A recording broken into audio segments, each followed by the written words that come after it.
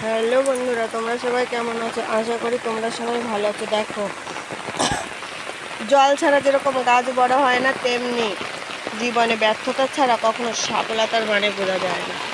আর যেরকম বৃষ্টি না আসলে যে যেমন বোঝা যায় না ছাতার কোথায় ছিদ্র আছে, তেমনি জীবনে খারাপ সময় না আসলে বোঝা যায় না কার মনে কি আছে। দেখো কি সুন্দর বৃষ্টি হচ্ছে, আজকে মা চলে যাচ্ছে, তাই কান্নাকাটি শুরু হয়ে যাচ্ছে। দেখো,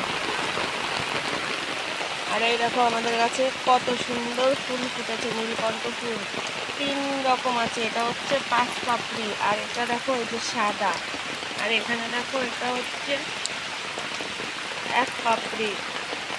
দেখেছো কত সুন্দর লাগছে, গাছটা ফুলে ফুলে ভরে গেছে।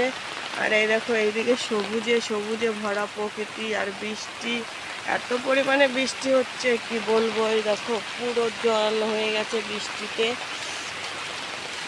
আর এই দেখো এখানে ফুটেছে সাদা, এই যে সাদা, ওই যে, আর এখানে একটা হলুদ ফুটেছে।